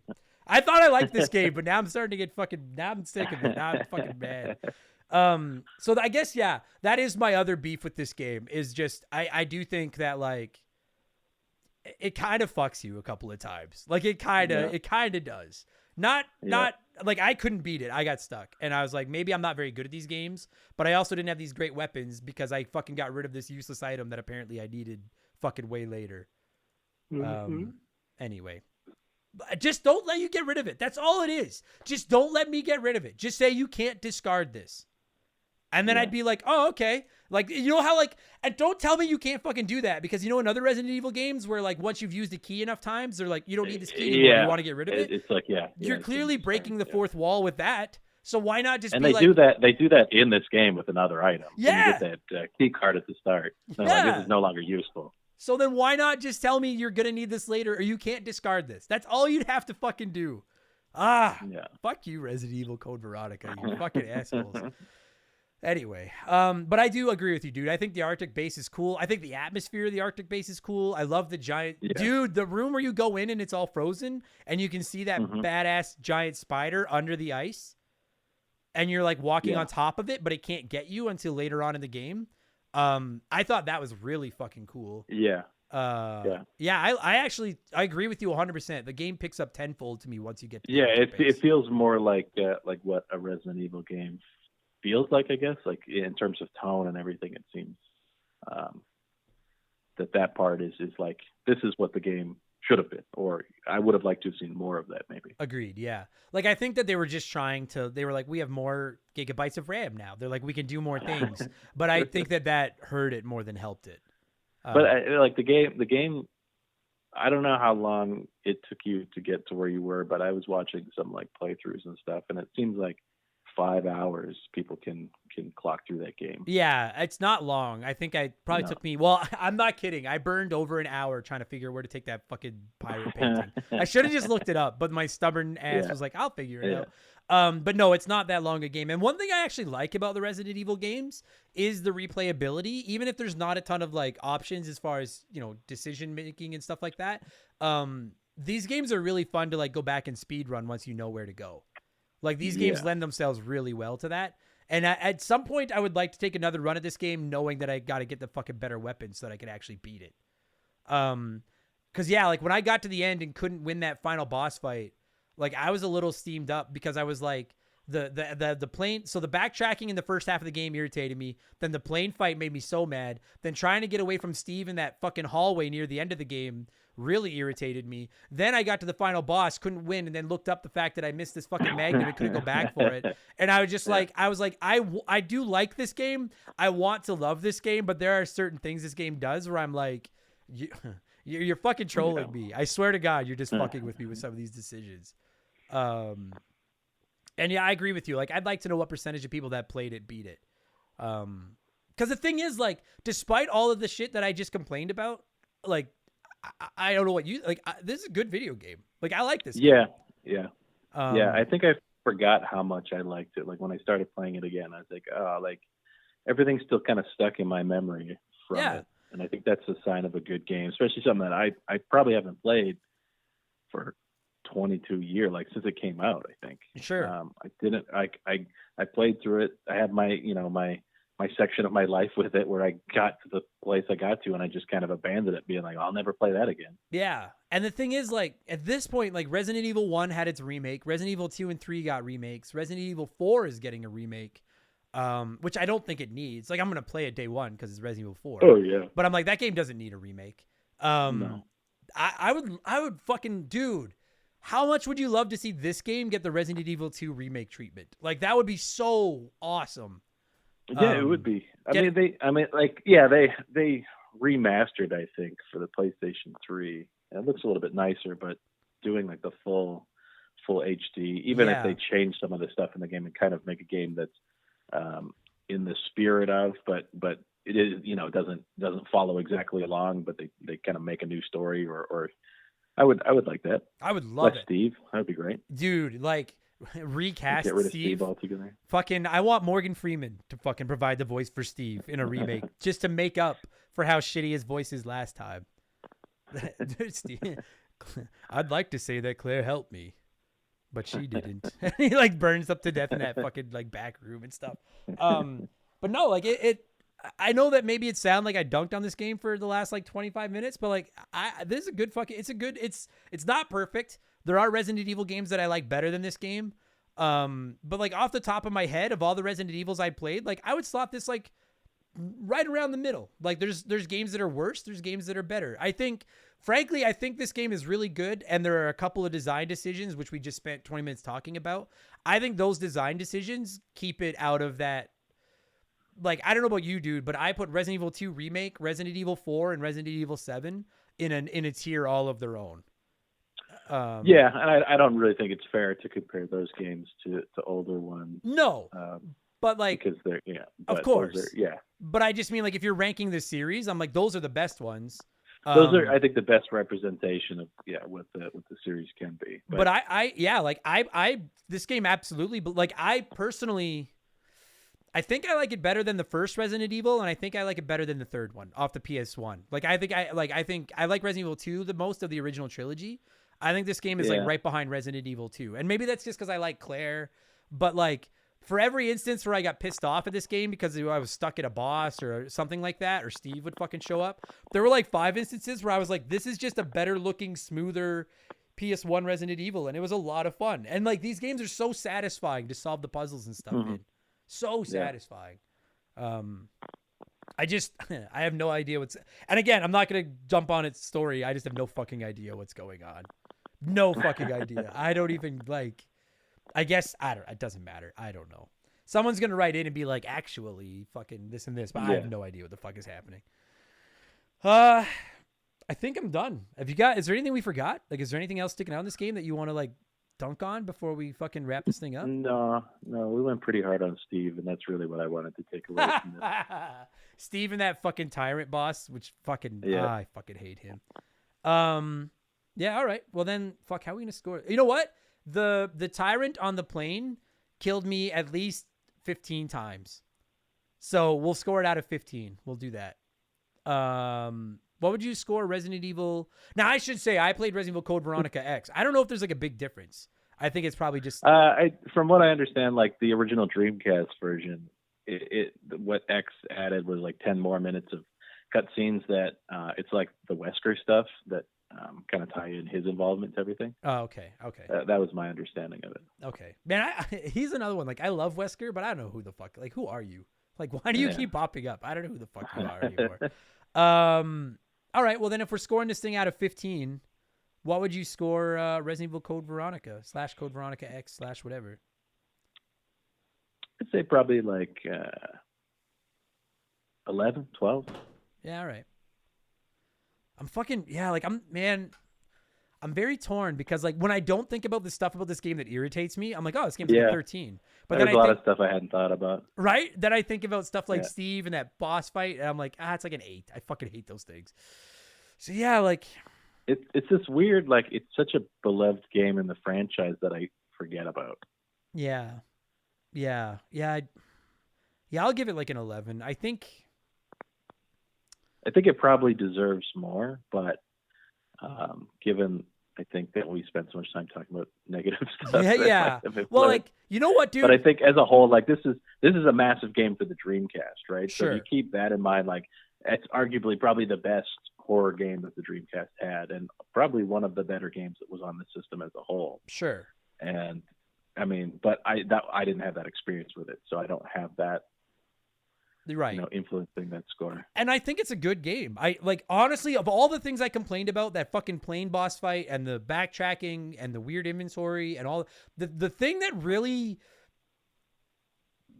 like the thing that keeps me from being like, I love this game is that whole fucking fire extinguisher, you didn't get the best gun, and now the end of the game is almost impossible. Like, I just straight up think that's a bad decision. That could have been remedied by simply not letting you get rid of this fire extinguisher. Like, I don't understand who thought that was a fucking great, like that. I thought that was not even a bad decision. I think that's an obnoxious, I guess it's a troll decision. I think it's very dumb. It seems weird for a weapon that isn't like, I can understand that if it was like the upgrade to get like the M93, like the burst. And it's like, okay, you missed an upgrade, but you still have a gun. Right. But for it to be, you missed entirely a whole gun that's necessary to beat the boss. And then before anyone writes in and says, you can beat it without that gun, I'm sure you can, but I'm not good enough. So I couldn't. Yeah. I couldn't. It looks difficult enough just with having the Magnum. Right. Yeah. So, like, to me, that's the biggest problem with this game. And if they remake it, just get rid of that. And I'd be like, this is a fucking top tier Resident Evil game. Because it is a good video game. I enjoyed my time with it. I love the way it looks. I like the way it plays. I like the characters, even though I don't know why they're there. I just would like to, there's just a couple of things that I'd like to see cleaned up. Having said that, I wish I'd played this back in the day, because that's a part of its problem too, is that I played it after playing Resident Evil 4 and 7 and 8 and Resident Evil 2 Remake. And it's so hard to like wipe those from my mind and consider this for what it is. But it's a good game. It's better than comparing it as like a PS2 jump from PS1. This is a better game than Metal Gear Solid 2. I'll fucking dig my heels in on that one, and you guys can yell at me if you want. I fucking hate Metal Gear Solid 2. This game is because at least this game didn't fake me out. It's like, hey, you're gonna get to play as Claire, and then they're like, no, you get to play as Steve. Like, at least you get to play as fucking Claire. Whereas Metal Gear Solid 2 was like, you want to be Solid Snake? Too bad, you get to play as Metal Gear Steve. So, I hate that game, but it's a good game. I liked it a lot. I'm glad we played it. Rick, thank you so much for putting the bug in my ear and getting me to play it. I'll ask you quickly before I sign off, Patrick. Are there any other non-numerical entries to the Resident Evil series that are worth my time that you know of? I have one that probably no one's going to agree with, but it's one of those time and place games. I really loved Resident Evil Dead Aim. It was a game for the PlayStation 2 that used a light gun. Okay. And it's all set on a cruise ship. It's not very long, but I really enjoyed it. It was just one of those things. I got it as a Christmas gift as a kid, and no one else I knew had it, and I loved playing through it. Okay. And that's just one that, I mean, it's going to be impossible probably to play now unless you're a collector of old peripherals like that. Sure. But that's a really good one. Okay, with the TVs at work and stuff with light guns. Yeah. Man, poor light guns. All right, well, fair enough. I'm trying to think, because I really want to do an episode where I rank the Resident Evil games, and I think all I have left is 0. And I want to play 1 remake. Have you played 3 remake? Yeah, I did. Did you like it? But you like Resident Evil 3 a lot too, don't you? Yeah, see, Resident Evil 3 I think is my favorite of the original trilogy games like that. Yeah. It was good, but I think we had this conversation where I played it and I immediately forgot about it. Right. And you had asked me this, and I was like, no, I haven't played it. And then I looked, and I was like, oh, I have played it, actually. Okay. I played through the whole thing, and I kind of forgot about it. It nowhere near the impact that the Resident Evil 2 remake had, but it was still fun to play Resident Evil in that, remastered universe with the controls and everything. But yeah, then it's not on par with the Resident Evil 2 remake. Okay, I'll have to play it at some point. Dude, Resident Evil 2 remake is a fucking masterpiece. That game's fucking phenomenal. Hopefully we get Resident Evil Code Veronica remake at some point, because I really want to see this game get another. Like, if you're listening to this and you've not played this game, don't let any of the things we just dunked on keep you from playing it. Yeah, it's absolutely worth playing. Yeah, sure. if you like Resident Evil, this game is worth your time. Just know to not get rid of the fire extinguisher, and you'll have fun. It's a good video game. It's worth a playthrough. Fucking A, Patrick. Thanks a lot for doing this, buddy. And thank you for hating Steve as much as me. And I would though, now that you've said it, I would love to see a Metal Gear Steve shirt design. Oh, Jesus Christ, Metal Gear Steve! Fucking. I hope that's the thing that picks up from this episode. We'll get all of the fans. We'll get them printed on we'll get them printed on poop bags. They'll be like dog poop bags. Fuck, I hate that guy. I don't know what I was going to say now. It doesn't matter. I'm an idiot. Buddy, thanks for doing this, man. It was nice chatting. Nice chatting with you again. Yeah, for sure, man.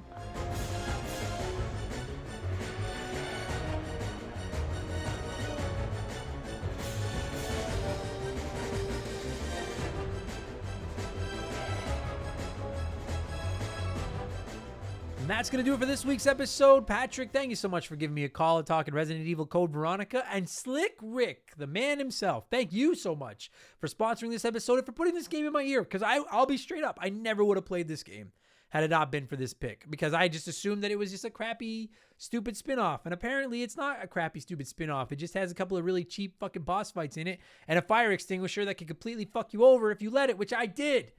Fuck, I hate that fire extinguisher. Anyway, thank you guys both very much. And thank you to everyone that listened to this episode. Whether this was your first podcast or your 190th episode of Remember the Game, I really, really appreciate the support. If you didn't hate it, I don't know, leave us a good review somewhere. I'm not sure what they're supposed to do, but they're nice, and I like to ask for them. And if you're really like, man, I can't get enough of this guy's sultry but somewhat annoying fucking semi-prepubescent voice. I kind of sound like Steve after. Anyway, if you're like, I could do more of this, maybe consider supporting us on Patreon. It starts at just $2 US. And for that $2, you get 2 additional podcasts every week, every Thursday and every Friday. Plus, there's a whole bunch of other stuff over there. You can get to our Discord, all that cool shit. And 5% of our Patreon every month is going to get donated to the Stollery Children's Hospital here in Edmonton as part of my 24-hour stream at the end of the year. Patreon.com/rememberthegame. I also have a P.O. box, which you can find at rememberthegamepodcast.com. If you just want to shoot me a postcard or a letter, just something little, say hi. I'll write you one back. We'll be friends. It's pretty cool. And finally, you can check me out on Twitch. I try to stream a couple of nights a week. Go to twitch.tv and look for Member the Game, not Remember. Member the Game. We're getting up to like 40 or 50 people per stream. So our Twitch stream is starting to grow, which is, oh boy, I can't wait to have some power over there. Then I'll make my enemies fucking pay. Yeah, anyway, that's for a different podcast. Thank you all so much for the love. I'll be back tomorrow for all of our Patreons with Expansion Pass number 103, where we talk about arcades and arcade cabinets. Game Patch, my gaming news podcast, goes live on Friday, and I'll be back next week with a whole nother smorgasbord of video game podcasts, because that's all I do with my fucking life right now. I'm going to thank some patrons and get out of here. Take it easy, everybody. I'll talk to you on the next one. Cheers. Goodbye. Remember the Game is brought to you by our Patreons. I could not produce all the content I churn out every week without all of their support. The following people signed up at the senior executive vice president level or higher at patreon.com/rememberthegame, and I'd like to take a moment to thank them by fucking up a bunch of their names. So a huge thank you to Makeshift Mallow Money, Joe Buck, Sharonic, Andre, Keeds and his stupid arrow handle, James Clark, Dave McGee, DNA Gaming, Slick Rick, Doug Dorn, Charlie Medeiros, Andrew Wright, Jordan, The Good Enough Gamer on YouTube, Fraser Burns, Lil Bunny Fufu 89, Angry Ticks, Dave Thompson, No One Cares, Brandon O'Brien, Aaron Lawson, Matt McLean, Morgan, Zane Donovan, Mike Maloney, Very Cool Dude, G9PSX, Raging Demon, Wolfgang Darren, Sam Wright, Andy Hudson, Chris Copland, Matt McLean, Wolf Magic 21, Johnny CCDC, Chowdy Loudy, Titan 420, Zonko 504, Adam Farrer, Russell Aldridge, Jeff Bergeron, Captain N, Game Nomad Misi, Daniel Forrest, Tunable Power, Tom Danks, John Woodruff, Inhuman Sumo, Just a Fish, Snoop Q,